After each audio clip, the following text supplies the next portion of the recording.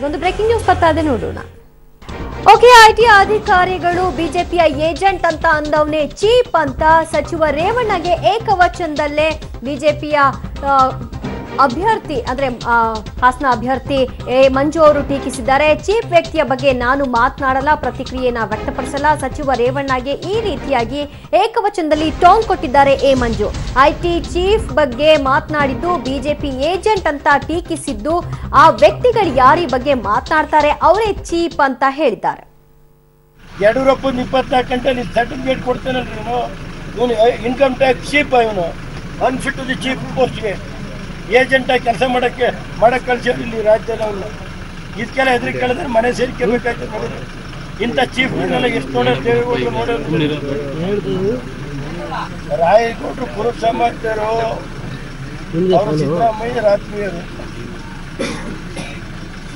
ರಾಯಗೌಡರು ಪುರುಷ ಸಮಾಜ, ಸಿದ್ದರಾಮಯ್ಯ ರಾತ್ರಿ. ಅಶೋಕ್ ನಾಯನವ್ರು ನಮ್ಮ ಗಂಟ ಅಂತ ಮಾಡ್ಯಾರ, ಅಷ್ಟೇ ಇದೇನಿಲ್ಲ. ಮಾಡಿ ಬಿಡಿ, ಯಾಕೆ ಇದೇ ಈಗ ಮಾಡಿದ್ರೆ ಕಾನೂನು ರೀತಿ ಇದ್ರೆ ಯಾರ ಮೇಲಾದ್ರು ಕ್ರಮ ತಗೊಳ್ಳಿ, ನಾವೇ ಬೇಡ ಅನ್ನೋದು. ಗೊತ್ತಲ್ರಿ ಅವ್ನು ಬಿಜೆಪಿ ಏಜೆಂಟು ಅನ್ನೋದೇ ಗೊತ್ತಲ್ಲ. ಈ ಚೀಫ್ ಇನ್ಕಮ್ ಟ್ಯಾಕ್ಸ್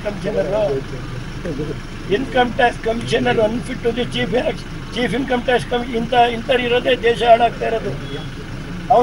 ಅವನು ಬಿಜೆಪಿಯ ಗುಲಾಮರಾಗಿ ಕೆಲಸ ಮಾಡ್ತಾವನೆ. ಯಾವ ಇನ್ನೂ 10% ವೋಟ್ ಜಾಸ್ತಿ ಆಯ್ತವೆ. ನಮ್ಮ ಪ್ರತಿನಿಧಿ ಜೊತೆಗೆ ಅವ್ರೇನ್ ಮಾತನಾಡಿದ್ರು, ಬನ್ನಿ ಕೇಳೋಣ.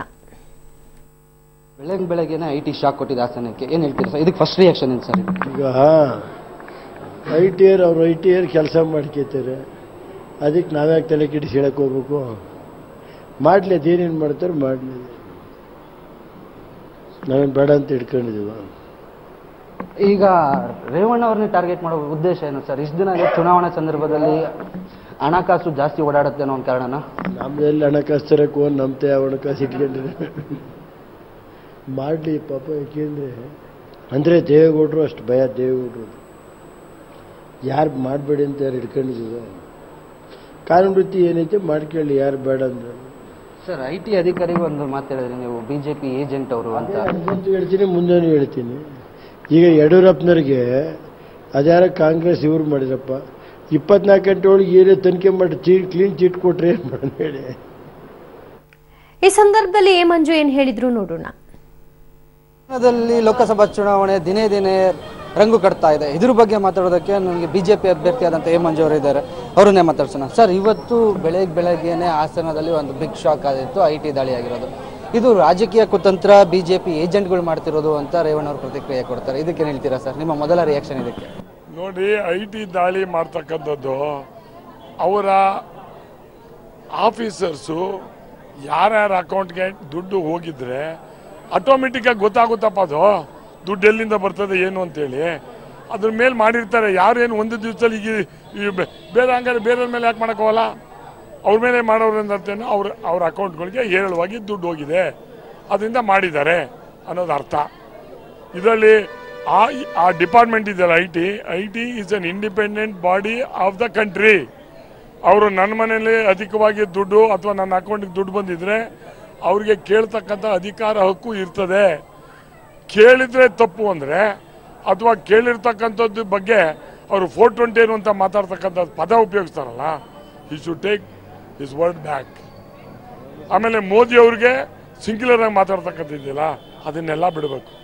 ಇವತ್ತು ರಾಜಕಾರಣ ಪರ್ಮನೆಂಟ್ ಅಲ್ಲ. ನಾವು ಜನ ನೋಡ್ತಾ ಇರ್ತಾರೆ, ಈಗ ನಮ್ಮ ಅಪ್ಪನ ಆಸ್ತಿ ಎಷ್ಟಿತ್ತು, ನನಗೆ ಎಷ್ಟು ಆಸ್ತಿ ಇದೆ, ಇವನೇನು ದುಡ್ದವನ ಇಲ್ವ ಅಂತ ಹೇಳ್ತಾರೆ. ಇವತ್ತು ನನ್ನ ವಿರೋಧದ ಅಭ್ಯರ್ಥಿ ಹೆಸರಲ್ಲಿ 9,78,00,000 ಇದೆ. 27 ವರ್ಷದ ಹುಡುಗ, ಹೊಲ ಗೊತ್ತಿಲ್ಲ, ಒಂದು ಫ್ಯಾಕ್ಟ್ರಿ ಇಲ್ಲ, 10 ಹಸುನೆಲ್ಲ ದುಡ್ಡು ಬಂದದೆ ಅಂದರೆ ಹೆಂಗೆ ಬರ್ತದೆ? ಪ್ರಿಂಟ್ ಹೊಡಿತಾರ ಅಥವಾ ಯಾರು ಹಾಕಿರ್ಬೇಕಾದ್ರೆ ಅಕೌಂಟ್ ಕೊಡ್ಬೇಕಲ್ಲ. ಈಗ ರೇವಣ್ಣ ಅವರು ಒಂದು ಮಾತು ಹೇಳ್ತಾರೆ, ಇವತ್ತು ನಂದು ಸ್ವಾತಿ ನಕ್ಷತ್ರ, ಯಾರು ನನ್ನನ್ನು ಏನೂ ಮಾಡೋಕ್ಕಾಗಲ್ಲ, ಯಾರು ಎದುರಿಸೋಕ್ಕಾಗಲ್ಲ ಅಂದರೆ ಇದು ಒಂದು ರೀತಿ ಎಚ್ಚರಿಕೆ ಕೊಡ್ತಿರೋದು ಎಲ್ಲರಿಗೂ. ಅವರು ದೇವರ ಮರೆ ಹೋಗೋದೇನಕ್ಕೆ ಅಂದರೆ ಅವರು ಮಾಡಿರ್ತಕ್ಕಂಥದ್ದ ತಪ್ಪನ್ನ ಮುಚ್ಕೊಳ್ಳೋಕ್ಕೆ. ಶಾರದಾಂಬೆ ಹತ್ರ ಹೋಗಿದ್ರು, ಶಾರದಾಂಬೆ ಹತ್ರ ಹೋಗಿ ಈ ಚುನಾವಣೆಯಲ್ಲಿ ಒಳ್ಳೇದಾಗಬೇಕು ಅಂತ ನಾವು ದೇವ್ರ ಹತ್ರ ಹೋಗ್ತೀವಿ, ಅವರು ಹೋಗ್ತಾರೆ. ಈಗ ಐಟಿ ರೈಡ್ ಎಲ್ಲ ಆಗಿರ್ತಕ್ಕಂಥದ್ದು ಶಾರದಾಂಬೆನ ರಕ್ಷಣೆ ಮಾಡ್ತಾರಾ? ಅಂದರೆ ಮಾಡಿರೋದನ್ನ ತಪ್ಪನ್ನ ಯಾರೂ ನಿಲ್ಸೋಕ್ಕಾಗಲ್ಲ. ದೇವರೇ ಶಿಕ್ಷೆ ಮಾಡ್ತಾನೆ. ನಾನೇ ಮಾಡಿದ್ರು ನನಗೂ ಶಿಕ್ಷೆ ಮಾಡ್ತಾನೆ ದೇವರು. ಅವ್ರೊಬ್ಬರಿಗೆ ಅವ್ರ ಕುಟುಂಬಕ್ಕಲ್ಲ, ದೇವರು ಜಗತ್ತಿಗೆ, ದೇವರು ಎಲ್ರಿಗೂ. ಇವ್ರೊಬ್ಬರು ಪೂಜೆ ಮಾಡಿದ ತಕ್ಷಣ ನಾವು ಹೇಳ್ದಂಗೆ ಕೇಳ್ಕೊತಾರೆ, ವಶೀಕರಣ ಬೀಗ ಹಾಕೋತಾರೆ. ಅದೆಲ್ಲ ಅಲ್ಲ, ದೇವರು ಎಲ್ಲ ಕಡೆನೂ ಇದೆ. ಅಂದರೆ ದೇವ್ರ ಹತ್ರ ಹೋಗಿ ಪೂಜೆ ಮಾಡಿಸಿದೀವಿ ಅಂತೇಳಿ ಜನರಿಗೆ ಒಂಥರ ಮಕ್ಕಳಿಗೆ ಗುಮ್ಮ ಬಂದರೆ ಊಟ ಮಾಡ್ಬೇಕಾದ್ರೆ ಗುಮ್ಮ ಬಂದರೆ ಊಟ ಮಾಡ್ತು ಅಂತ ಎದುರಿಸ್ತಾರಲ್ಲ, ಈಗ ಮೊಬೈಲ್ ಕೊಟ್ಟರೆ ಮಾತ್ರ ಊಟ ಮಾಡ್ತಾರಲ್ಲ, ಹಂಗೆ ಈ ಶಾರದಮ್ಮೆ ತೋರಿಸ್ಬಿಟ್ಟು ಹುಷಾರಾಗಿರಿ ಅಂತ ಜನರಿಗೆ ಹೇಳ್ತಾರೆ. ಜನರು ದಾಡ್ರಲ್ಲ. ಈಗ ದೇವೇಗೌಡರ ಕುಟುಂಬದಲ್ಲಿ ಕುಟುಂಬ ರಾಜಕೀಯ ಆಗ್ತಿದೆ. 8 ಕ್ಷೇತ್ರನ ಅವ್ರು ತಗೊಂಡಿದ್ರು. 8ರಲ್ಲಿ ಅವರಿಗೆ 8 ಕ್ಷೇತ್ರದಲ್ಲಿ ಅಭ್ಯರ್ಥಿ ಆಗೋಕ್ಕೆ ತಾಕತ್ತಿಲ್ಲ. ಇದ್ರ ಬಗ್ಗೆ ಏನು ಹೇಳ್ತೀರಿ? ಹೇಳೋದೇನಿಲ್ಲ, ತಾಕತ್ತಿಲ್ಲ ಅಂತ ಪೂರ್ವಾಗಿದೆಯಲ್ಲಪ್ಪ. ಒಂದು ಜೆ ಡಿ ಎಸ್ ನಮ್ಮ ಕಾಂಗ್ರೆಸ್ ಅಭ್ಯರ್ಥಿನ JDS ತಗೊಂಡು ಅಭ್ಯರ್ಥಿ ಮಾಡೋದು ಚಿಕ್ಕಮಗಳೂರಲ್ಲಿ, ಉಡುಪಿಲಿ. ಒಂದು ನಾರ್ತನ್ನ ಬಿಟ್ಟೆ ಕೊಟ್ಟವ್ರೆ. ಇನ್ನು 6 ಕ್ಷೇತ್ರ, 6 ಕ್ಷೇತ್ರದಲ್ಲಿ 3 ಕ್ಷೇತ್ರ ಮಾತ್ರ ಇವ್ರ ಕುಟುಂಬದವ್ರವ್ರೆ. ಇನ್ನು 3 ಕ್ಷೇತ್ರ ಈಗ ನಮ್ಮಲ್ಲಿ ಇರ್ತಕ್ಕಂಥ ಅಭ್ಯರ್ಥಿ ಇದಾರಲ್ಲ, ಏನು ಹೇಳಿದ್ರು ಹಿಂದೆ, ಸೂಟ್ ಕೇಸ್ ಕೊಟ್ಟವ್ರಿಗೆ ಇವ್ರು ಕೊಡೋರು ಸೀಟ್ ಕೊಡ್ತಾರೆ ಅಂತ ಈ ಅಭ್ಯರ್ಥಿನೇ ಅವ್ರ ಪಾರ್ಟಿಯ ಮೇಲೆ ಅಪಾದನೆ ಮಾಡಿದ್ರಲ್ರಿ. ನಾವು ಹೇಳ್ದಾರಲ್ಲಪ್ಪ, ನನಗೆ ಗೊತ್ತಿಲ್ಲ. ಬಹುಶಃ ಅದು ಹೇಳಿರ್ತಕ್ಕಂಥದ್ದು ನೋಡಿದರೆ ಎಲ್ಲೋ ಒಂದು ಕಡೆ ಆ ಥರ ಆಗಿರ್ಬೋದು ಅಂತ ನನ್ನ ಭಾವನೆ. ಸರ್, ಸಿದ್ದರಾಮಯ್ಯ ಅವ್ರ ಬಗ್ಗೆ ಮಾತಾಡ್ತಾ ರೇವಣ್ಣ ಅವರು ಒಂದು ಸ್ಟೇಟ್ಮೆಂಟ್ ಕೊಡ್ತಾರೆ. ಮಂಜು ಅವರು ಸಿದ್ದರಾಮಯ್ಯ ಟೋಪಿ ಹಾಕಿ ಈಗ ಬಿಜೆಪಿಗೆ ಬಂದಿದ್ದಾರೆ. ಇದೇ ಮಂಜು ಸಿದ್ದರಾಮಯ್ಯ ಅವ್ರ ಜೊತೆ ಇದ್ದವರು ಅವ್ರಿಗೆ ಟೋಪಿ ಹಾಕಿದ್ದಾರೆ, ನೆಕ್ಸ್ಟ್ ಬಿಜೆಪಿಗೂ ಟೋಪಿ ಹಾಕ್ತಾರೆ ಅಂತ ಒಂದು ಹೇಳಿಕೆ ಕೊಡ್ತಾರೆ ಸರ್ ರೇವಣ್ಣ ಅವರು. ಎಲ್ಲಿದ್ರು ಸಿದ್ದರಾಮಯ್ಯ ಅವರು ನನ್ನ ಮಂತ್ರಿ ಮಾಡಿರ್ತಕ್ಕಂಥವ್ರು, ಅವ್ರ ಬಗ್ಗೆ ನನಗೆ ಗೌರವ ಇದೆ. ನನಗೆ ಎಲ್ಲ ಥರವಾದಂಥ ಸೌಕರ್ಯ ಕೊಟ್ಟಿದ್ರು, ಸ್ಥಾನಮಾನ ಕೊಟ್ಟಿದ್ರು. ನಾನು ಅದರ ಉತ್ತರವಾಗಿ ಹಾಸನ ಜಿಲ್ಲೆಯಲ್ಲಿ ಕಾಂಗ್ರೆಸ್ನ ಜಿಲ್ಲಾ ಪರಿಷತ್ ಗೆಲ್ಸಿದ್ದೀನಿ, ಒಂದು MLC ಗೆಲ್ಸಿದ್ದೀನಿ. ಅದನ್ನೆಲ್ಲ ನೋಡಿದಾಗ ಹತಾಶನಾಗಿ ಹೇಳ್ತಾರೆ. ನಾನು ಮೈತ್ರಿ ಮಾಡ್ಕೊಂಡ ಮೇಲೆ ನಾನು ಮೊದಲೇ ಹೇಳಿದ್ದೆ, ಹಾಸನ ದೇವೇಗೌಡರು ನಿಂತ್ಕೊಳ್ಳಿ, ಅಲ್ಲಿ ಸುಮಲತಾ ಅವರಿಗೆ ಬಿಟ್ಕೊಡಿ ಅಂತ ಹೇಳಿದ್ದೆ. ಈಗ ಅವ್ರು ಬಿಟ್ಕೊಡಲ್ಲ ಅಂತ ಕಾರಣ ನಾನು ಮೈತ್ರಿ ಆದಾಗ ಕಾಂಗ್ರೆಸ್ಗೆ ನೆಲೆನೇ ಇಲ್ಲ ಕಂಡ್ರಿ, ರಾಜ್ಯದಲ್ಲಿ ಮುಗಿಸ್ಬಿಡ್ತಾರೆ. ಇವತ್ತು ಇದನ್ನು ನೋಡಿದಾಗ ಕಾಂಗ್ರೆಸ್ಸು ಇಲ್ದಂಗೆ ಮಾಡ್ತಾರೆ. ಓಲ್ಮೇಶ್ವರದಲ್ಲಿ ಸಿಟ್ಟಿಂಗ್ MP ತುಮಕೂರಲ್ಲಿ ಕಿತ್ಕೋತಾರೆ ಅಂತ ಅಂದರೆ, ಅದು ಬಿಟ್ಕೊಡ್ತಾರೆ ಅಂದರೆ ನಮ್ಮ ಹಳೆ ಪಕ್ಷ ಯಾವ ಸ್ಥಿತಿಗೆ ಹೋಗಿದೆ ಅನ್ನೋದನ್ನು ನೀವು ತಿಳ್ಕೊಬೇಕು. ಇವತ್ತು ನಾನು ಈ ಚುನಾವಣೆ ನಿಂತಿರ್ತಕ್ಕಂಥದ್ದು, ನಾನು ಚುನಾವಣೆ ಗೆಲ್ತಕ್ಕಂಥದ್ದು ಪ್ರಶ್ನೆ ಅಲ್ಲ. ಈ ಜಿಲ್ಲೆನಲ್ಲಿ ಇರ್ತಕ್ಕಂಥ ಸೆಕೆಂಡ್ ಲೈನು ಕಾಂಗ್ರೆಸ್ ಅವ್ರು ಇರ್ಬೋದು, ದಳದವ್ರು ಇರ್ಬೋದು, BJP ಇರ್ಬೋದು, ಅವರೆಲ್ಲರಿಗೂ ಅವಕಾಶ ಸಿಗಬೇಕು ಅಂದರೆ ಕುಟುಂಬದ ರಾಜಕಾರಣ ದೂರ ಆದರೆ ಮಾತ್ರ ಸಾಧ್ಯ, ಇಲ್ಲದೇ ಸಾಧ್ಯ. ಕುಟುಂಬ ರಾಜಕಾರಣ ಬಗ್ಗೆ ಮಾತಾಡಿದ್ರೆ ಮಂಜು ಅವ್ರ ಮನೆಯಲ್ಲೂ ಕುಟುಂಬ ರಾಜಕೀಯ ಅವಾಗಿಂದ ಮಾಡ್ಕೊ ಬಂದಿದ್ದಾರೆ. ನಮ್ಮನ್ನ ಯಾಕಿದೆ ದೂಷಣೆ ಮಾಡ್ತೀನಿ ಅಂತಾರೆ. ಈ ಕುಟುಂಬ ರಾಜಕಾರಣ ಅಂದರೆ ನನ್ನ ಮಗ ರೇಡಿಯಾಲಜಿಸ್ಟ್ ಅಸಿಸ್ಟೆಂಟ್ ಪ್ರೊಫೆಸರ್ ಬಿಟ್ಟು ಬಂದು ಸೇವೆ ಮಾಡ್ತಾವನ್ರಿ. ಅವನು ಜಿಲ್ಲಾ ಪರಿಷತ್ತಲ್ಲಿ ಇದ್ದಾನೆ, ಏಕದಮ್ ಪಾರ್ಲಿಮೆಂಟ್ ನಿಲ್ಸಿದ್ದಾನೆ, MLA ನಿಲ್ಸಿದ್ದೆ ನಾನು. ಇವ್ರು ಹೇಳ್ತಾರೆ ಸುಮಲತಾ ಅವರು ಎರಡು ತಿಂಗಳಿಗೆ ಸತ್ತೋದ ಮೇಲೆ ಇವ್ರಿಗ ಅಂತ ಹೇಳಿ ಪದ ಉಪಯೋಗಿಸಿ ನಾನು ಹೇಳೋದಿಲ್ಲ. ಹೇಳಿದ್ರು ಇವ್ರು ಸಾಯೋದಕ್ಕಿಂತ ಮುಂಚೆ ಇವ್ರು ಹೆಂಡ್ತಿದ್ರು ನಿಲ್ಸ್ಕೋತಾರಲ್ಲಪ್ಪ ಇವರು. ಅದಕ್ಕಿಂತ ಅಪರಾಧ ಯಾವ್ದ್ರಿ?